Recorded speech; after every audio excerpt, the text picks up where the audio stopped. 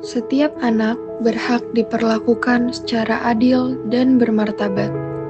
Di SLBD YPAC, nilai kemanusiaan hadir dalam setiap langkah. Jadi SLB itu dari tahun 60-an sebetulnya kita. Dari 60-an mulai dari garasi, kemudian kita karena memang pengurusnya dulu itu pengurus yayasan itu dari orang-orang yang memang punya jabatan, akhirnya kita diberilah tanah di Taman Sari 31 yang sekarang memang untuk kantor yayasan. Dulu sekolahnya di sana. Kemudian tahun 85 kita dapat bantuan dari gubernur untuk tanahnya. Kemudian untuk bangunannya dari Belanda, kalau misalnya kita dapat untuk pembangunan Belanda dari Belanda. Nah, asalnya cuman sekitar 14 ruang, kita punya 14 ruang.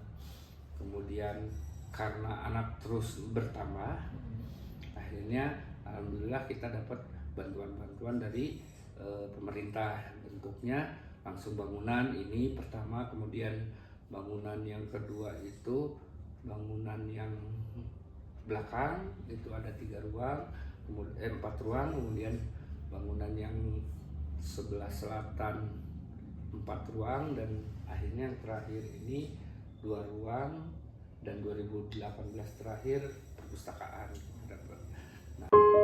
Sekolah ini menjadi ruang tumbuh yang aman dan manusiawi.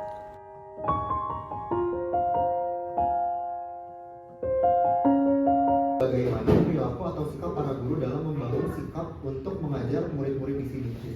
Sikap gurunya ya, kalau kita tuh kan harus adil ya, makanya tuh harus adil. Jangan misalnya karena ada anak yang potensinya lebih up gitu ya dari teman-temannya, kita harus tetap adil. Adil itu dari apa? Bukan ini kita harus samain sama teman yang itu yang lebih dari yang lain, bukan gitu, tapi kita adil juga sesuaikan dengan kebutuhan mereka juga. Kayak misalnya ada yang kalau misalnya ada yang siswanya kesulitan misalnya dari motoriknya, nah kita juga harus adil. Misalnya gak boleh kayak gini, si ini mah nggak bisa nulis, gak usah kasih aktivitas untuk motorik halus, jangan kayak gitu.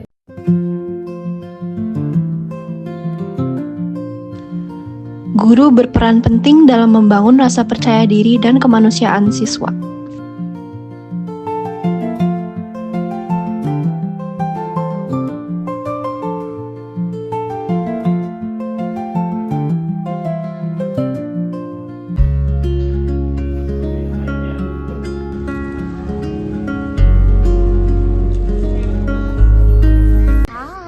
Hai, namanya siapa? Dilan. Udah lama sekolah di sini? Udah lama. Happy nggak sekolah di sini? Happy. Nanti naik kelas Bu Indri. Oh, Jadi tiap kelas tuh beda guru-guru ya. bagi murid, sekolah adalah tempat yang nyaman untuk tumbuh. Dari ibu sendiri, ada nggak sih perilaku yang nggak adil dari masyarakat sekitar ke sekolah ini?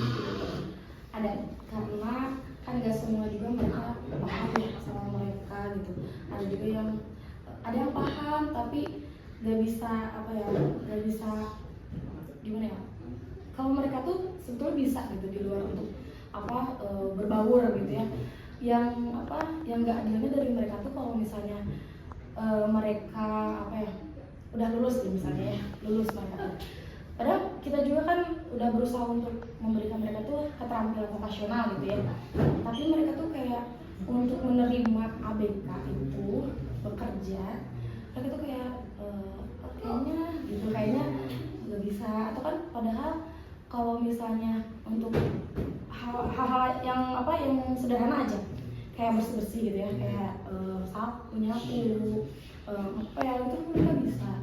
Tapi untuk kayak di beberapa tempat kerja itu kayak misalnya minimarket gitu ya, minimal pernah kita ajukan gitu ya untuk bantu untuk angkat, saya pindah-pindahin untuk harapiah sih mungkin belum ini ya, kurang gitu ya. Tapi mereka tuh kayak masih mempertimbangkan gitu. nilai kemanusiaan yang adil dan beradab tercermin dari sikap saling menghargai tanpa diskriminasi. Kira-kira anaknya ibu tuh malah senang nggak? Senang sekali karena pernah kan daftar ke sekolah lain dianya nggak mau, nangis, nggak mau Kak Emma, katanya kakak maunya ke sini, kakak maunya ke YPAC, nggak mau ke sekolah lain. Dan ternyata alhamdulillah di sini cocok, nyaman, asri juga ya tempatnya, gitu. Guru-gurunya juga luar biasa. Melangkah dengan hati berarti memanusiakan manusia. Di Sekolah Luar Biasa Daksa YPAC, setiap langkah adalah wujud kemanusiaan.